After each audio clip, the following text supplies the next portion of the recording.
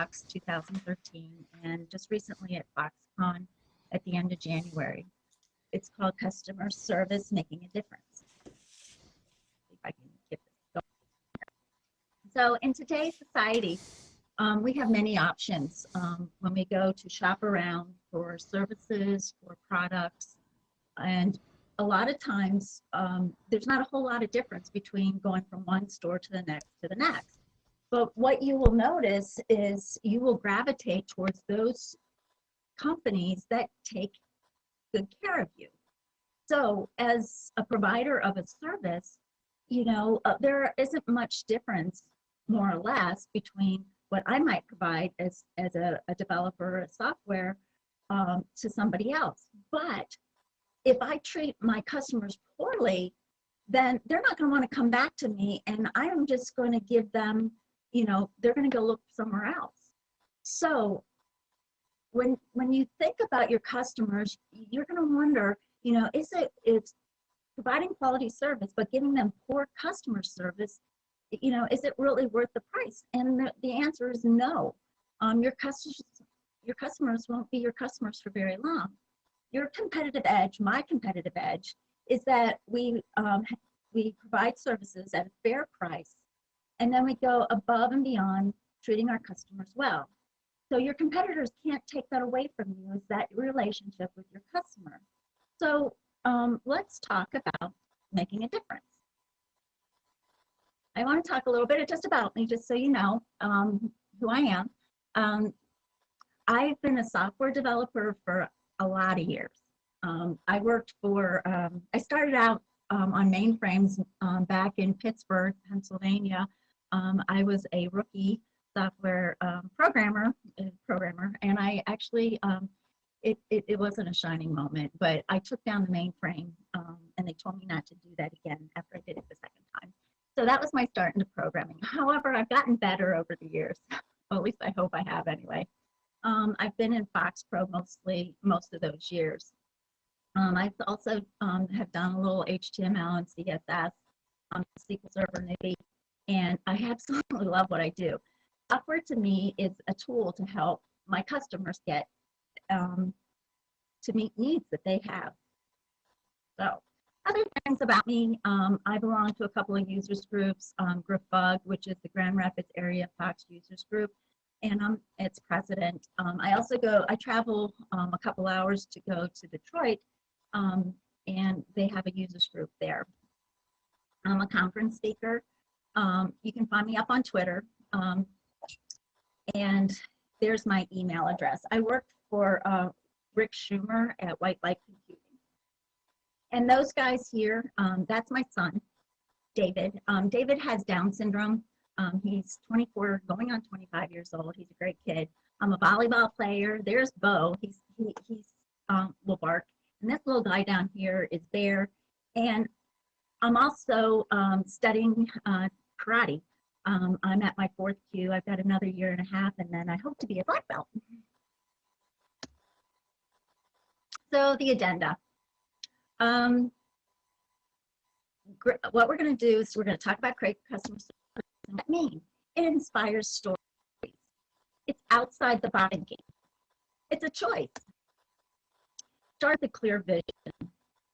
Requires that everyone catch that vision. Great customer service. So this begins with anyone. Hey, Jody. Goes the extra mile. Jody, we're getting a little bit of breakup on the voice when the animation is going. Oh, okay. You might want to give that. I am so sorry. Just a tiny pause, and I think we'll be all right. Okay.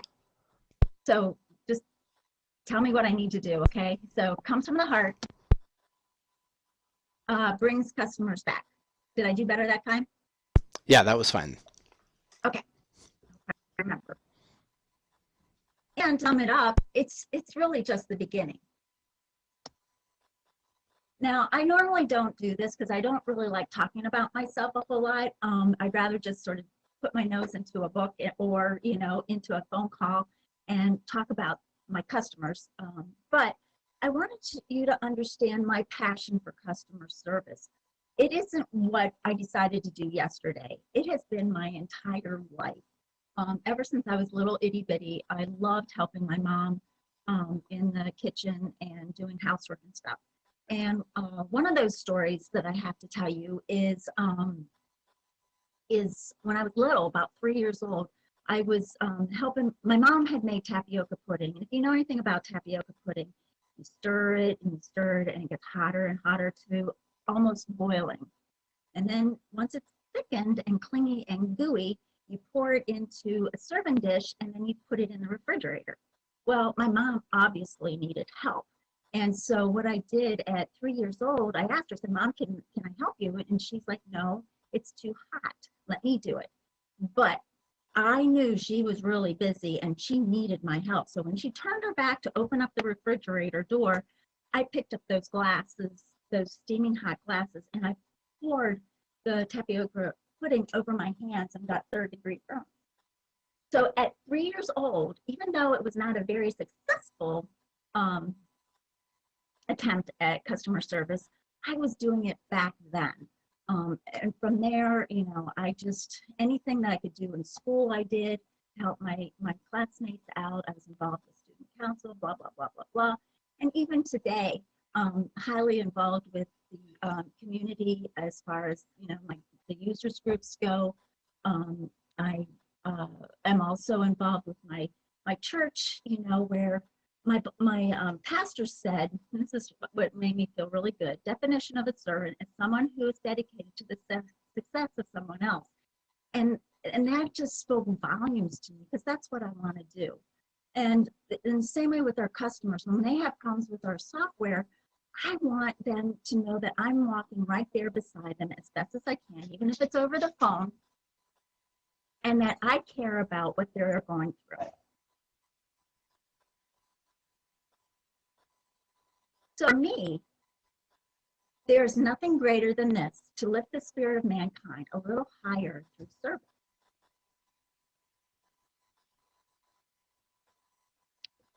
So great customer service inspires stories. It begins and ends with those little things. Answering the phone. I worked for a company that one of the biggest things was that they loved about us was that we actually answered the phone. They didn't get a computer animated message. They didn't have to push buttons. We actually said, good morning, good afternoon. How can we help you? It's the simple email. Let me just show you a real quick example of that. Let me pull this over. This one. How about this? Somebody sends you an email and says, hey, I've got a question here. And what you can do is you can do an email. It says, you might not even put that person's name there, and you can answer the questions that they ask. Go to the top of the menu, go to admin, go to the user's account, and show them a picture. You might not even show them a picture. And then there is no salutations and anything. Now it was functional. It answered the question, but what about this email instead? What it does is the subject says, support question, your answer. Now, these are just examples. Good day, Jeff. We are so delighted that you contacted us. As for your question, how do you set up a new user's account? If you go to, and it goes through the steps again. And then down below, I got it a little cut off. Hope this answers your questions. Please feel free to call or email me if you need to discuss further. Have a wonderful day. Best regards. Now, there's a difference between the two. The first one just answers the question. The second one treats them more like a person, but it also invites them in to communicate with you, because you might be able to help them further. They might not have said the question exactly the way they meant it to say it, you know, Lord knows what. But this way, it's an invitation in to say, hey, I'm here to help you. Listening. Sometimes I get customers calling me up, and I think of Lucy from the Peanuts gang, where she's sitting at that stand that says psychiatrist 5 cents, and and I'm literally thinking in my head, and I think about Lucy, and that not that I've solved any of their problems, but sometimes they just want somebody to listen to them. Maybe their boss isn't listening to them, but at least you are, and you might not be able to have all the answers, but you can make them feel good, and you want that for your customers. Being on time for meetings, for a phone conference, those kinds of things, those little things. These are things that don't cost a lot of money, do they? They are simple, but yet very effective. Walk in their shoes. There are times where our users get themselves into such a mess at times with the software. Maybe they clicked on something wrong, they've deleted a folder, Lord knows what.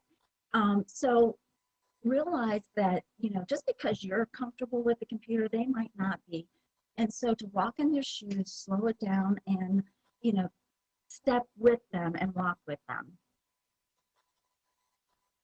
Staying late. What if you have a customer that, something happened, it wasn't your fault, it might have been your fault, the software might have been broken, but where you stay late and you meet those needs of your customers so that they don't have, they'll be able to hit the road running for the next business day. It is so important that they know that you got their backs, and that's really important. Are there other things that people that you might be able to do other than these simple little things to help with providing great customer service? Does anybody have any suggestions? Mics are open tonight, so anybody with a mic can just speak up, or if you want to type in the chat window, we'll keep an eye on that, and I'll relay those in. Oh, you're a quiet bunch. I wish I could throw candy at you. Okay. Okay, I will move on then.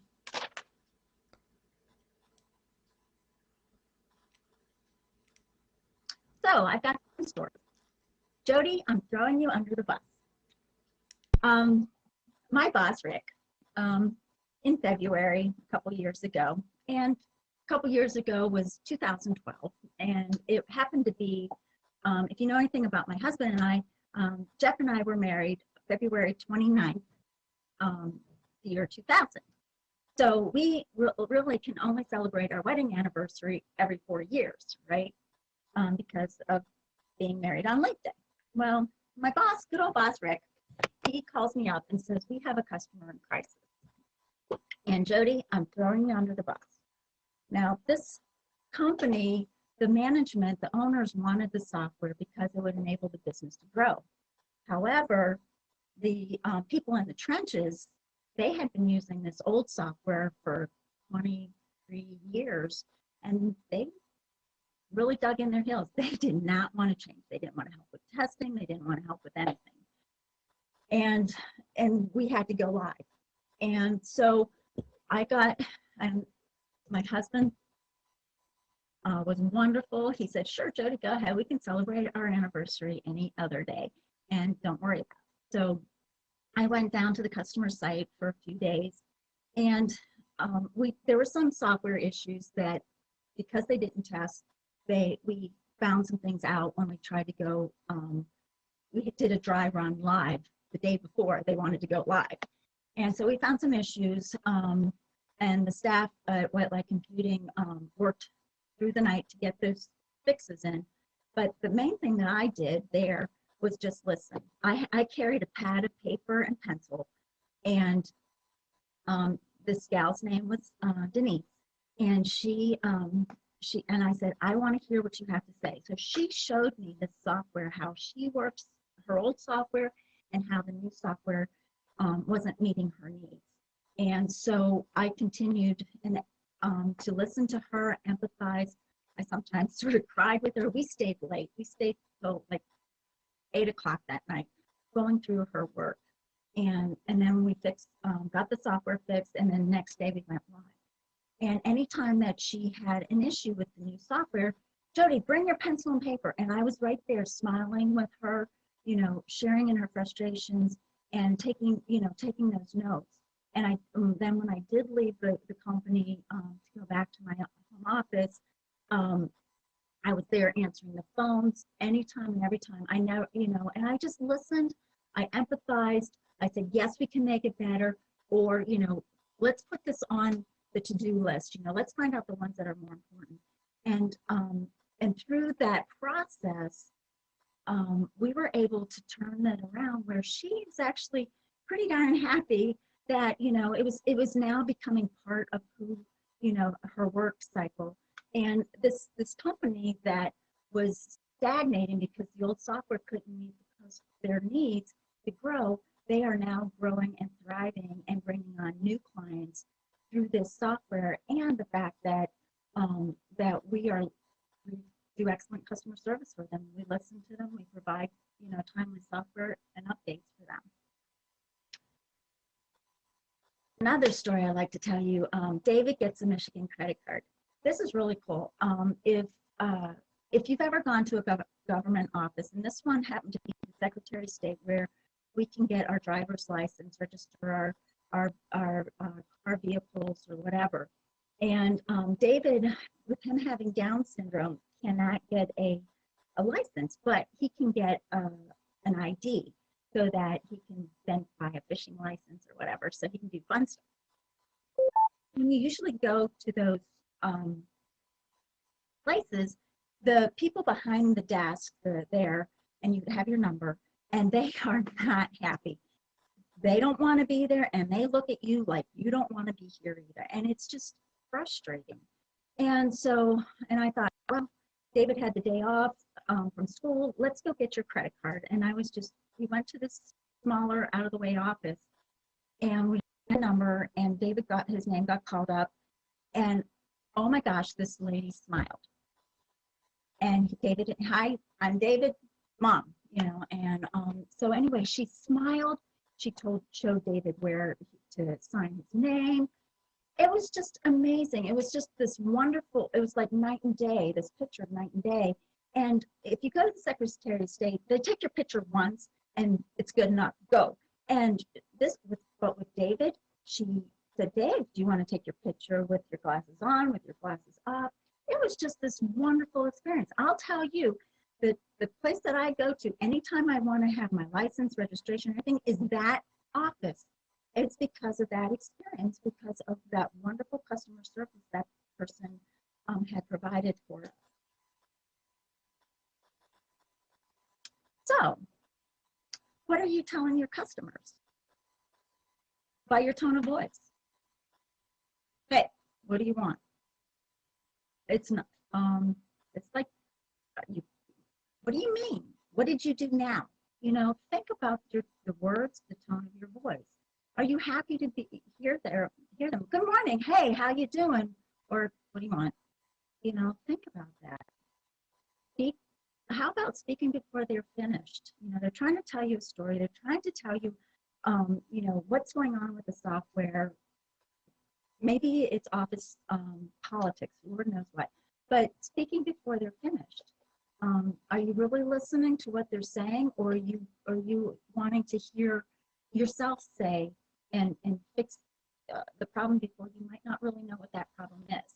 What's your body language saying? If you are face to face with them, are your arms crossed? If you're sitting down, are your arms and legs crossed? You know, are you doodling on a piece of paper? You know, are you looking them eye to eye? You know, are you nodding in agreement, or are you scowling? Do you have your hand over your mouth? You know, those kinds of things. Things to definitely think about. Are you saying, I want to be here with you? So, aim for service and success will follow. It's outside the box thinking. You yourself are a unique, one-of-a-kind person. You're not a cookie cutter. So when you meet with your customers, you're going to bring your own unique experiences in with you dealing with customers. You have the ability to empathize with them because of possibly knowledge of the software, those kinds of things. So embrace that uniqueness and that one of a kind attitude, and our customers are unique and one of a kind too. Don't forget that. So it's not one thing fits all. It's definitely unique. Simple things again: being polite, looking your customers in the eye, remembering their names, remembering things about your customer. Maybe about their kids. They were going to go somewhere. Ask them about that stuff. A follow-up letter. You've had a meeting. These are the things we said. Is this right? We enjoy talking with you. Those kinds of things. There's absolutely other kinds of things that you can do with that outside the box thinking. I had one gentleman in my sessions at Southwest Fox say that they had posted pictures up on their website, and they had a picture of a group of them roasting these white things on sticks. Well, one of their customer bases was, clear across the ocean in Africa, and they had never seen such a thing. And they're like, well, it's marshmallows. So what this guy did was he boxed up, he bought a bunch of marshmallows.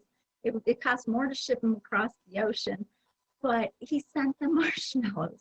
And what a great way to connect and join in that uniqueness and that unique relationship that they have now with each other through marshmallows. Anybody else can think of anything else of outside the box thinking?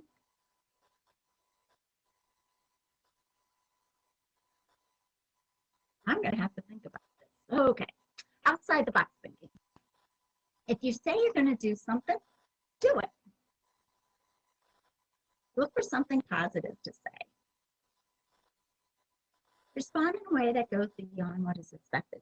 My company had bought this vertical market app, and it was floundering. That's the best way to put it.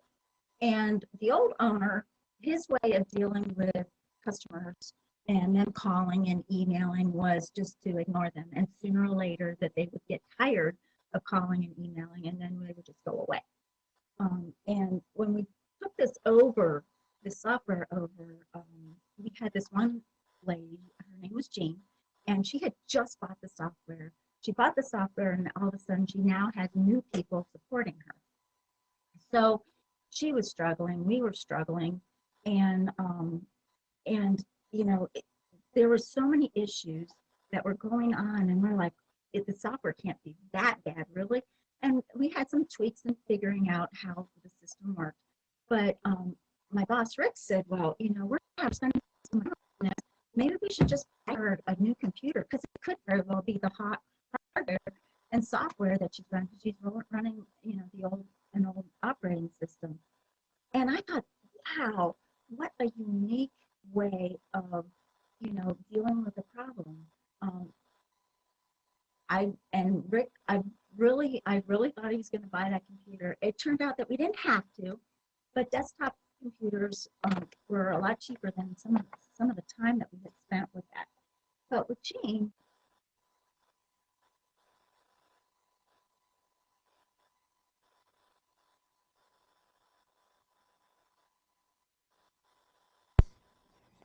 Did we lose you, Jody?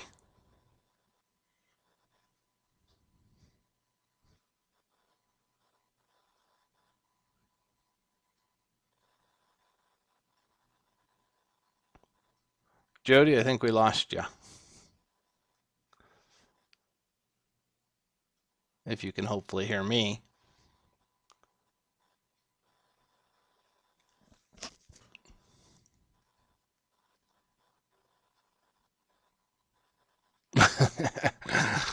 Let's see. How do we tell Jody that we can't hear her anymore? She's not hearing me. Jody, Jody, Jody.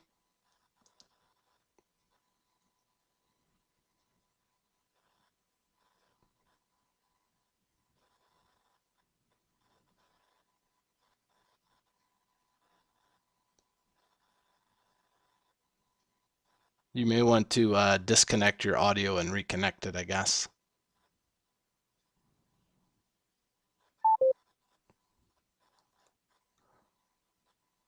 There's a beep of somebody coming back.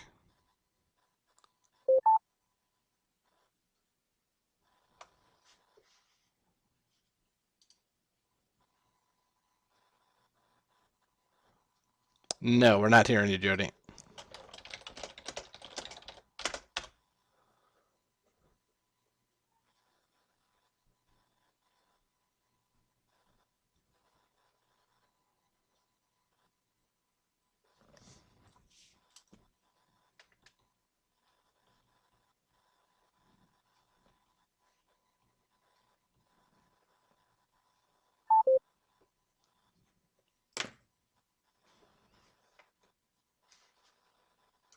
We just went past that slide that was before this one.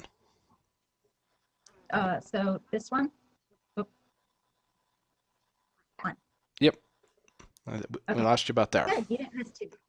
All right. Yay. All right. Cool. So people are listening. That's awesome. Now I just need you guys to talk. Oh, my dog's talking. All right. What I said here is that that I've learned that, I'll read it again. I've learned that people will forget what you said, people will forget what you did, but people will never forget how you made them feel. Your customers are so important. They want to know that you care.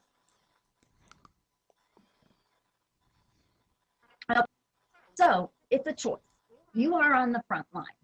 Whether you want to be or not, you're the one that's answering the phone. You're the one that's opening the door. You're the one that's receiving the email. So you have a choice. You can choose to be cheerful when you're answering the phone, listen to the customer's concerns, empathize with their perspective, set a date for the next time. There are times where you'll have a phone call or an email or a conversation going on, and you say, hey, let's meet, and you say, yep, that I'll let that up to you. Well, that might not be the best solution. You might want to, even though that they said that they would do it, give it some time, but wait a day or 2 or 3 days, whatever you think is appropriate, and then contact them and say, hey, I didn't hear from you. How about we set that date? And if you're not good about remembering stuff, make yourself, your email, set up a reminder or something that says, hey, maybe you should be contacting this person if they haven't contacted you already. No holding grudges. There are times where our customers can be pretty brutal and downright wrong. And but you don't want to hold that grudge. You're going to let it go at the end of the day. You're going to say, today is a new day. At my home, my husband, Jeff, is David's stepdad. And there were times where, especially early on, where Jeff would be like, and then he would still be, the next morning. And I'm like, Jeff, today's a new day. Yesterday is gone. And I try to take that attitude to work too, is that there's no holding grudges. What I want to do is always put my best foot forward as best as I can. And if I can't do that, then I call Rick and say, Rick, I need help. And because there are times where customers can be brutal, but not holding those grudges. So important. And you're letting yourself off the hook when you do that. Take time to work with them to reach an understanding when it comes to solving problems, creating solutions, those kinds of things. Share desktop software, Makogo, Join Me, Go to Meetings, those kinds of things. I'll tell you, it is so hard to say, okay, what button did you push? And, what did you click? And if you can share their desktop, it's huge. It's a picture paints 1,000 words, doesn't it? Share knowledge-based articles with your customers. At our company, when we deal with issues, over and over again, we write a knowledge-based article about it, and we review it. And then when these problems pop up, these ones that seem to be like little teasers where everybody seems to hit with some issues, then we can just send them a knowledge base article, how to back up the software, how to set up a user account, those kind of things. How about share videos, how to, are a great way to also walk beside them and help them reach an understanding. And just never know. Amazing. What are other things that we can do to help our customers and make good choices to doing great customer service? Any suggestions? I'm constantly getting asked to help buy computers, even though hardware is not something I do. I hear you.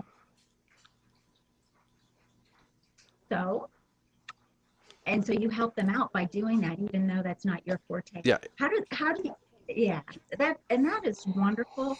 Has that worked out pretty good for you? Because I would be nervous about recommending hardware. Yeah, half and half.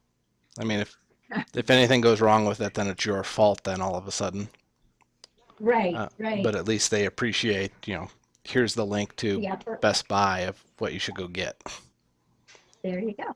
Absolutely. Anybody else? Yeah, Rick Schumer hates hardware, we know. So do I. Can't get around it. It's a blessing and a curse. We wouldn't have the jobs if we didn't have the hardware. Okay.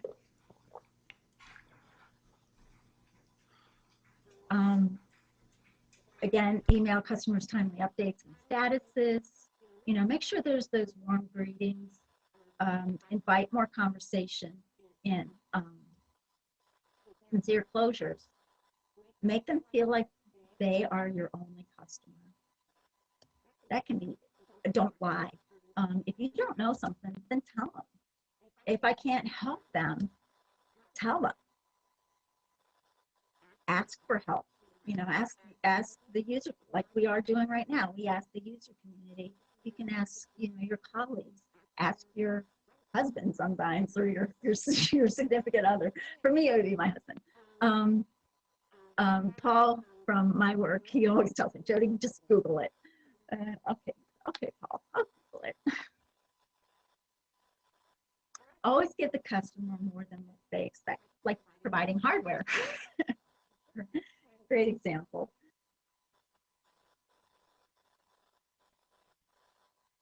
Great customer service starts with a clear vision. It's not an accident, is it? Deliver broad-free software that meets and exceeds specifications. That's one of the things we like to do. Care about our customers. Again, it's letting them know if there's a problem.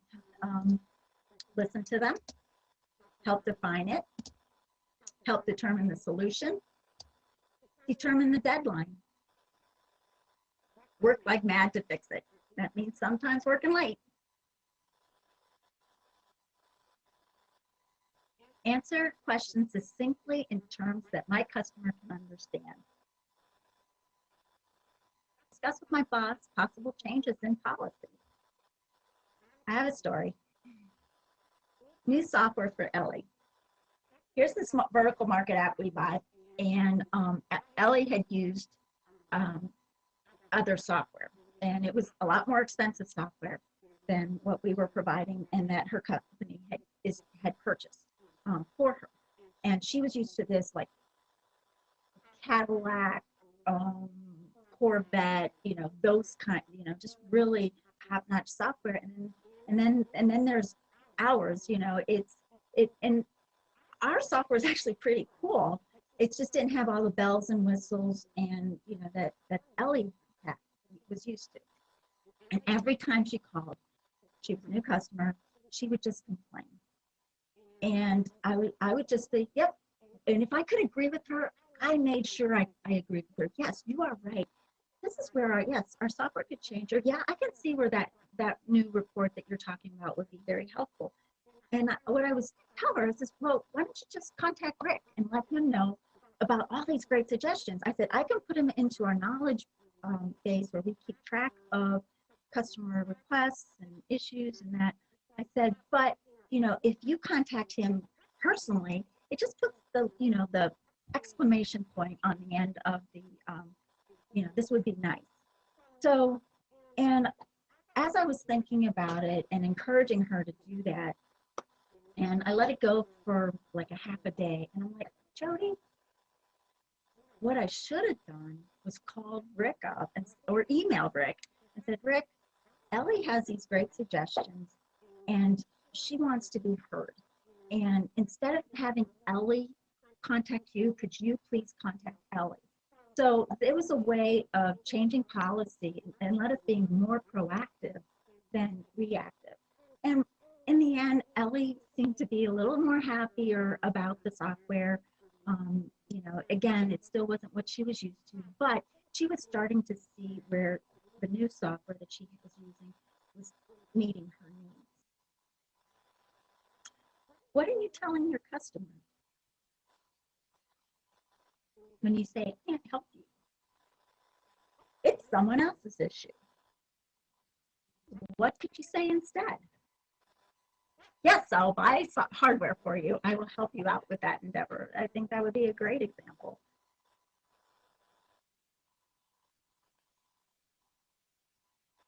It's sometimes saying, hey, yeah, let me listen to you and write it down. I mean, it's just as simple as that. And then hopefully fixing them. So some men see things as they are and say why. Others dream things that never were and say, why not? It's Rick buying that computer for our customer in Washington. It was just amazing. That was just really cool that he was considering to do that. Great customer service requires that everyone catches the vision. But it just takes one to start it, right? Story. Quality over quantity. I worked for a company, not Rick, a few years ago. Actually, I worked for them for 16 years. And the owner of the business, he was just not a happy camper. I loved the software we were developing, but he didn't like the customers. They were always wrong. We were in meetings. He would yell about them. If they made a suggestion, he would just tell them that they were nuts, pretty much. And if we deviated from the task of developing, we were in trouble too. I got in trouble for just helping out my colleagues that needed help. And oh my gosh, if the phone call ever got through to me from a customer, there would be heck to pay at times for me. And what I was seeing was this company that had this great software where the bottom line was eroding because customers weren't coming back. They were trying to find other software. And I got my salary cut by 25%, got vacations totally wiped out, no sick time, no nothing. And then came a time where we went under new management. Unfortunately, the boss, rest his soul, he died. He had a heart attack and died. And so what happened is the wife took over this business, and she was a silent partner, basically, silent owner, and she let the employees take over the software and the administration of it and that business. So what was happening then was we decided that I went from just being able to develop, but I also now could work the team. So there was me in development as head, and then there was a number of others. And then from there, we would meet once a week on Fridays for about an hour and go through customer service requests. And we would, the ones that were hard, we would discuss and how we could make them better. We answered the phone. We stopped letting it go to voicemail. When our customers called, they actually got to talk to me, and I was their lead developer. And they were like, who are you? I mean, I had been there for 10 years, and they didn't know who I was. And which is okay, but I'm like, how can I help you? That's a great suggestion, and then I would take it to my boss and say, hey, this is what they're talking about. And it wasn't just me, but it was the whole company. And we came together as a team. And so what happened was we wanted to have quality. Quality from that phone call, from that email, from the software on out. And we saw a huge turnaround. We had customers coming back, and and they just raved about us. It was just amazing. It was a huge turnaround, and I got my salary back plus a raise. I got my vacation back. I got my sick time back, and it was just that we chose to do quality over the quantity, and it was a huge success for us. The vision. What's your company's vision? Is it stated clearly? And if your company doesn't have a vision, what's your vision? My boss, when I was working for him, didn't have that customer service vision. But as a developer, I still, whenever I had a chance, even though I might have gotten in trouble, my vision was to provide quality, software and treat that person on the other end as best as I could. Is it your vision? Is it stated clearly that others can follow? So even if it's your company vision or your vision, do people understand what that vision is all about? Is it clearly stated? And maybe they might catch it. For my company, we embraced quality over quantity, and everybody caught that vision. Surprises people. Going beyond what's expected. What can you do to go beyond what your customer expects? It's the marshmallows thing. Sometimes it's just answering the phones. Any other suggestions? It's buying the hardware. I love that suggestion. Anybody else have any suggestions to surprise people when it comes to customer service?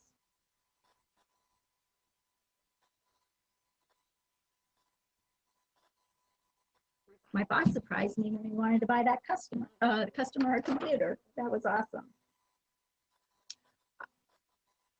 I have a story. It's called Little Miracle in Pictures. A while back, I was in between jobs. I had lost my job, and I didn't have a job for a little while, and we didn't have any money. We were cutting back. We cut back the heat. We got rid of cable. Just bare bones minimum as to our what we could buy and those kinds of things. And one of the things that my son absolutely loves is getting his school picture taken, and not so much getting the school picture taken, but then taking those pictures, cutting them out, and then handing them back to his friends. My son just lives for that in the fall. Well, because I had lost my job and didn't know where the next dime was going to come from, we decided that we wouldn't use the school pictures. We would do our own pictures and print them out here for him at home. And so that was decided, and and I'm like, Dave, this will work. We'll make this work. It'll be a little extra work, but it'll work. But then one day, David came home, and he had a package of pictures from school, the ones I didn't pay for. And I'm like, oh my goodness. Yay, Dave, you got pictures. I said, Dave, I got to call somebody. So I called the people that had made the pictures, Sussex, and I said, pictures are great, but I didn't pay for them. Well, can you give me? And the lady on the phone goes, oh, here, can you give me the number? And I gave her the number, and she looked it up, and I could hear her rattling papers and whatever, and she came back, and she goes, yep, you're right, you didn't pay for them. I said, well, do you want me to send them back with my son to school and you can get them? She said, no, Merry Christmas. I'm like, really? Merry Christmas? Oh my gosh, thank you so much. She had just made me look like a hero for my son.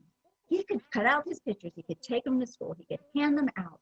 I'll tell you, anytime we ever want professional pictures done, we go to Guts to get pictures taken. They're just fabulous. They made my son's whole fall because he got to hand out his pictures, and they have a customer like in us because of that generosity. We don't remember days, we remember moments in our lives.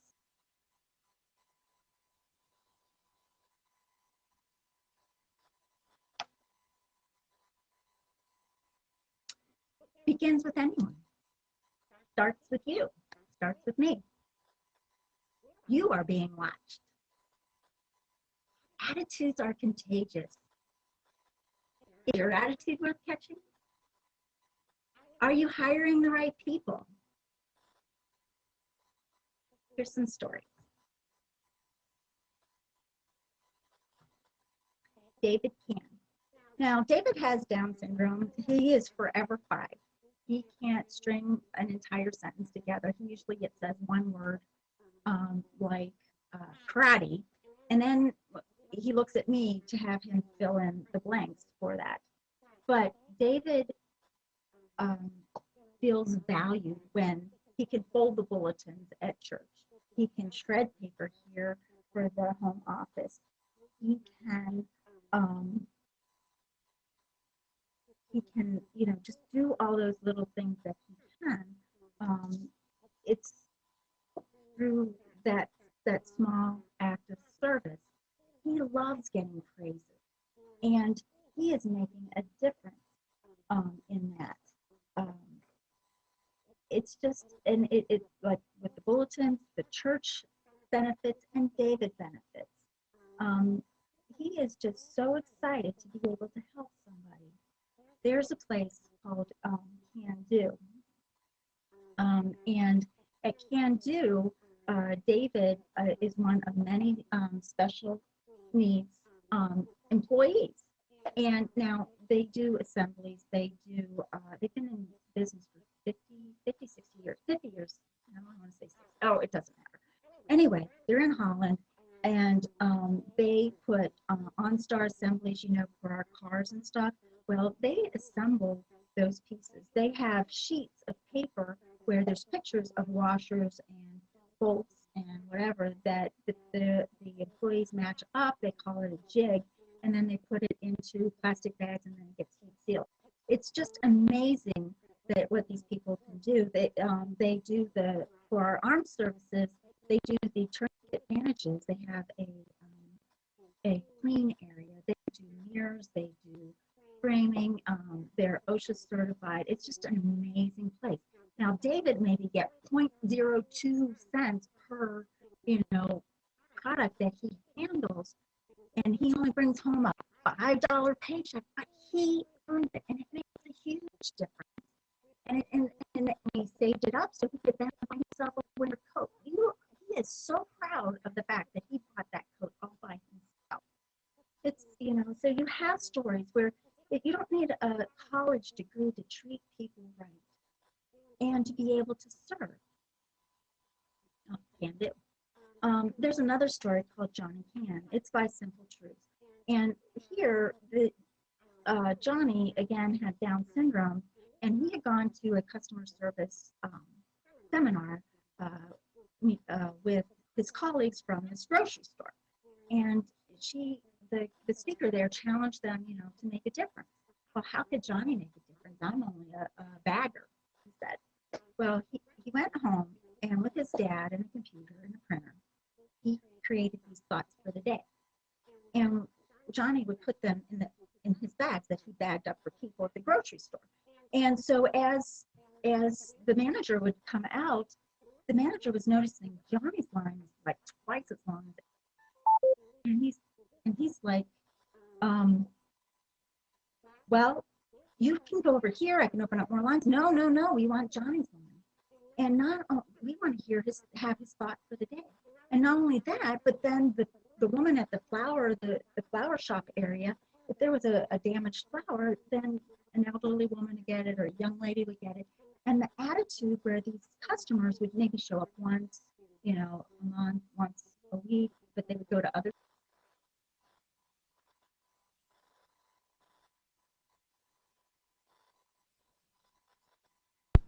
Uh-oh, I think we lost you again, Jody.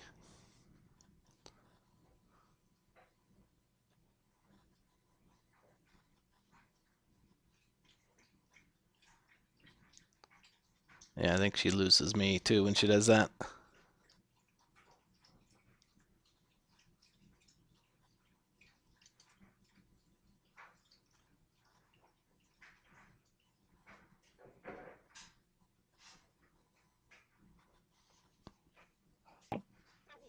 did you hear goes the extra mile? What does it look like being patient? Yeah, we lost you at the end of the Johnny story. Did you hear that part?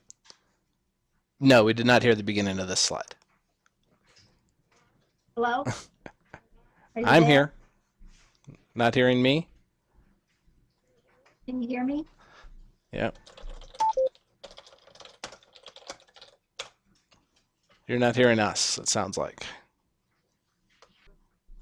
Like being patient. Sometimes it is so hard to be patient with people. You know, no, no, no, no, stop.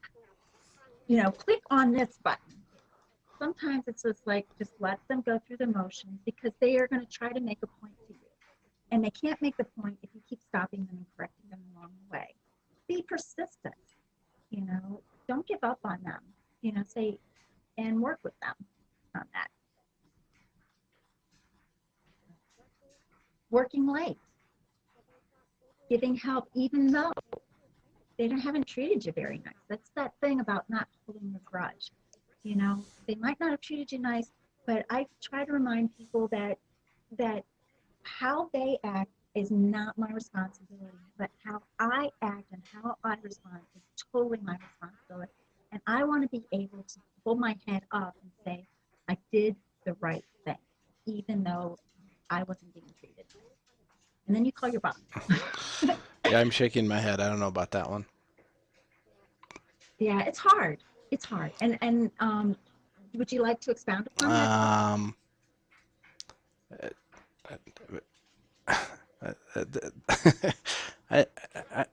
I just put you No, on the that's all spot. right. Sorry. I mean, there's some clients who are just so nasty about it that I don't want to help them out.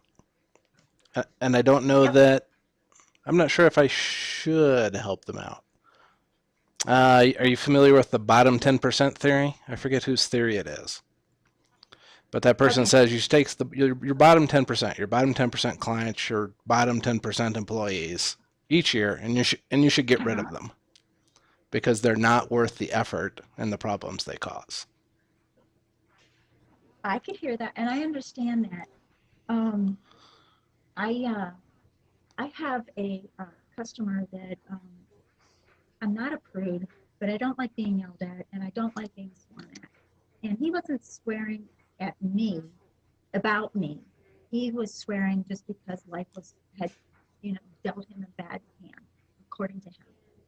And I listened to him, and I talked with Rick about him, and Rick gave me permission to, if that happens again, to say, I will be more than happy to help you when you have calmed down, but right now I'm hanging up the phone. What? You know, but the way I handled it, this one time, it was like, Rick, I'm like, Rick, I need to send this guy an email because I don't like being treated this way.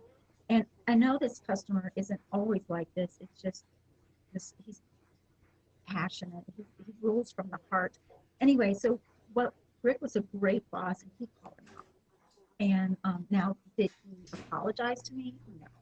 No. But I'm hoping that he'll think twice. But there are customers that aren't going to think, you know, about treating me poorly again.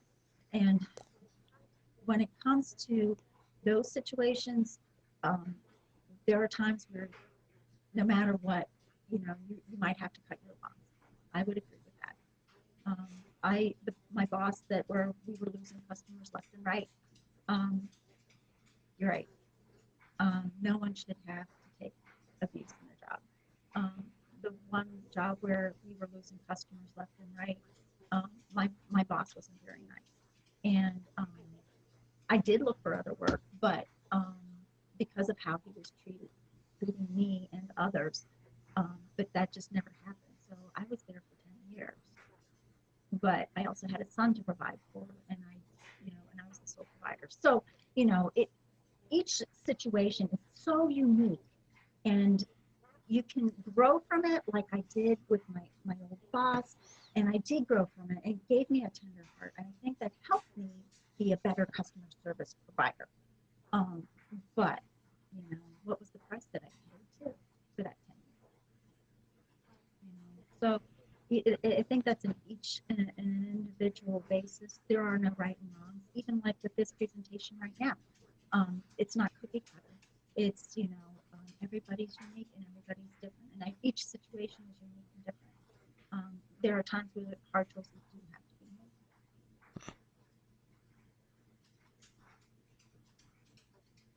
Okay. Thank you for your input, Todd. I really appreciate You're it. welcome. Getting back, now that we went off track a little bit, my boss giving discounts. We had some software that this vertical market app where we needed to have somebody else's software data come and be imported into ours. Well, it was going to cost a pretty penny or two or three or four. Anyway, a lot of pennies. Anyway, my boss chose to give a discount because we might be able to use the software again for potentially new customers. So that was really cool that he's considered doing that. Other thoughts on going that extra mile?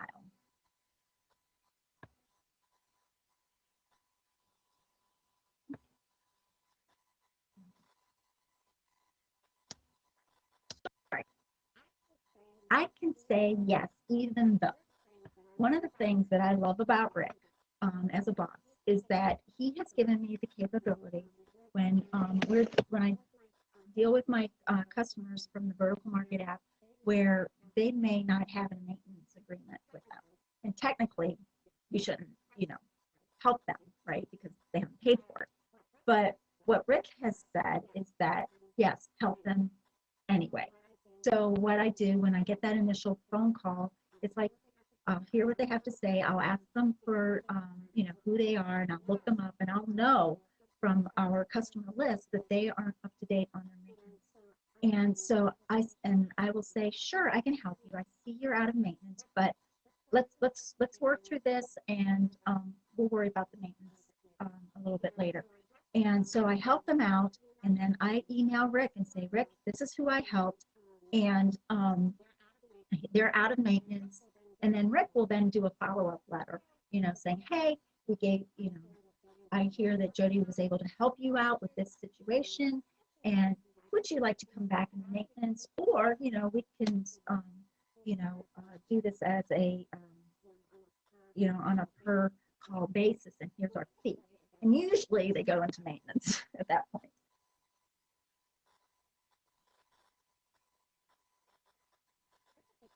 This is a great quote, and I absolutely love it. And it's a great formula for success. And let me just read it. And then some. These three little words are the secret to success. They are the difference between average people and top people in most companies. The top people always do what is expected and then some. They are thoughtful of others. They are considerate and kind, and then some. They are good friends and helpful neighbors, and then some.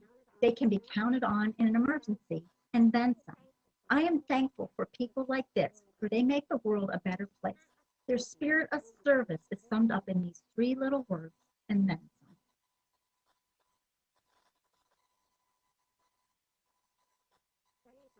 Bringing customers back. Sure.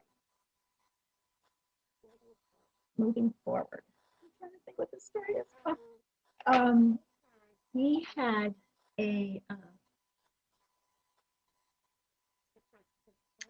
this vertical market app again, where the old owner just would ignore the emails. He would ignore the phone calls, and people were just exasperated.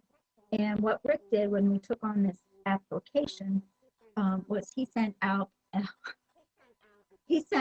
survey asking them people from the customer list, if they were still using the software, and if they weren't using the software, and just going through and hearing what they had to say. And some of it was pretty brutal. And I was impressed that Rick was not happy, but he took the pain, whatever it took, to make sure that he had touched as many customers from this vertical market app that he could, that he had no control over what the previous owner had done. And And so, and through that, he was able to pinpoint trouble areas, possible, and he talked with them. He was able to bring some back. And what we did was anytime anyone called, we answered the phone with a smile. We listened to them. We asked questions. We make sure that when they call, pretty much in less than 24 hours, they have an answer, or that we've at least touched upon them and said, hey, we're here to help you. We went through and resolved some issues with the software and got that up and running. And what we're seeing is some of those previous customers that say, hey, we still have the software, but we don't want to deal with you anymore, and not pay for maintenance, we're seeing them come back. And that is really cool. So, yep, he created a survey asking hard questions and responded in a positive, timely manner, and we fixed problems. So, a customer is the most important visitor on our premise. Comes from the heart, from the inside out. You cannot mandate it, great customer service, threaten it, you can't reward it, or coerce people to care. You can, however, awaken a desire, give permission and encouragement to provide great customer service. So I'm going to ask you a question. What is your work? And a lot of people will, what would you say? They would say, okay, well, you read off your resume, you read off your job description. But we are so much more than a job description or a title. Think about it. How is what I do every day make someone's life better? That answer is your very important work. Okay, to sum it up, it is a choice. It's your choice. It's an attitude. Is yours worth catching? It builds relationships. It builds relationships with trust, confidence, respect. The working environment. Let's look at the working environment. The office space. What's that office space saying? Is it, do you have stuff on the wall that shows, great success stories, a pleasant attitude about wanting to be here to help, colleagues out or your customers out. There are posted stories on the walls. Have inspiring books and reference materials to read. They can just be short little things to inspire people. Acknowledge accomplishments. If somebody's providing great customer service or a customer calls, are you a boss that just sort of pushes it away and just, stuffs it in the employee's file, never to tell them about it? Make sure you acknowledge those accomplishments. Remember important dates and events and celebrate them. Bosses, people are watching you. You be the example. And, if you can't, then hire somebody to do that. If you can't. Employees, you be the example. It's not always the boss's, it should be the boss's responsibility, but it's also your responsibility. Take ownership of it. And are the employees happy? Do they want to come to work? Remember that they are the face of the company. Remember, happy employees can be empowered and inspired to perform great customer service. Are they balancing work and home? Are they getting exercise? And are they getting rest? Hiring the right people. Check out their resume. Spelling errors? I'm going to check them out. Did they follow instructions on how to apply? One of the things Rick did, which was really cool, in hiring, when he had talked with some of the applicants, and then gave them an assignment, and see how they responded to it. Did they follow his instructions? Those kinds of things. And it was really some telltale signs. Could they write instructions? Could they, what he had them do is tell how to go to your most favorite website, and it was really interesting to see how the applicants had applied for that. Call their references during the interview. Their body language. What's the body language saying? Are they high energy, excited about current work? Are they excited about life? I mean, or are they just really, humdrum, that kind of thing? I mean, again, it's unique. It's, each individual, those kinds of things. These are just some suggestions. Ability to communicate in writing, verbally. What's their body language saying? That's a way of communicating. Get examples of their emails and communications. Test it. If they've written out instructions how to do it, see how well they did with that. Decide on a vision. Going the extra mile. Friendly voice, smile. Warm greeting. Use their names. Listen attentively. Hear with your heart too. Kind and affirming words. Honesty with compassion. I hear what you're saying. This is going to, and I understand that you need this, but it's going to cost or it's going to take a little more time. So be honest, but be compassionate about walking in their shoes. Show an attitude of gratitude with your customers. Empower employees. In invitations to communicate for your employees, for your customers. Those ask questions. I'm sure they'll give you an answer. From Simple Truths, I have these books all over my house. So if I have a time to sit in a chair or do whatever, I have a book right there and pick it up. And they're short little stories. Usually they're about $15, and we belong to their month club, and they're just inspiring. One of the ones that I talked about, The Simple Truth of Service, by Johnny the Bagger. The Richest Man in Town is about a guy that works at Walmart, but he is just fabulous with people. 212 degrees service. Think about it, 1 degree less, you don't have water boiling, but that 1 extra degree, you've got water boiling, and which steam that can power locomotives. It's just fabulous to think about those kinds of, just 1 degree more. The How to Wow. The Enemy Called Average. I love that title. Society wants us to be average, and when you want to make a difference in your life, in your family's life, in your community, and for your customers, we don't want to be average, now do we? You can't send a duck to Eagle School. Think about who you're hiring. If somebody isn't going to interview well, are they going to do well with your customers? The second mile, it's not holding that grudge.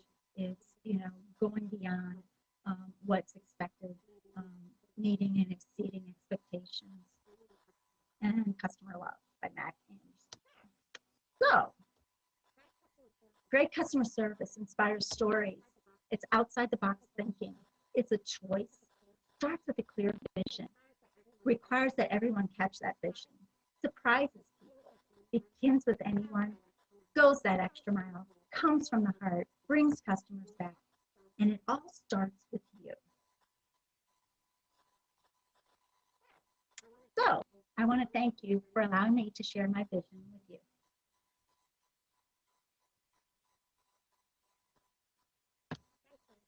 Thank you. Thanks, Jody. Shall we open it up for some questions?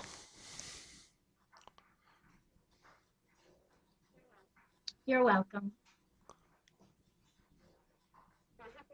So I hope you're all inspired, right?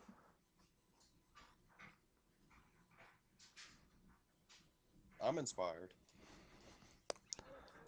Any comments or questions? I took your positive presentation and wrote down all my cynical responses. I'm disappointed in myself. So I want to ask you one question.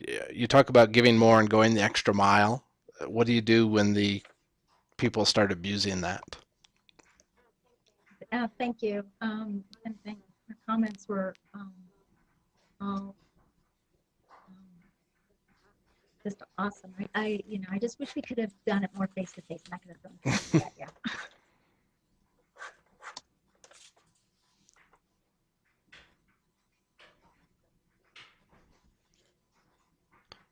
Jody, did you hear my question? Okay, I guess I am done Uh, here. is anyone hearing my question? Todd?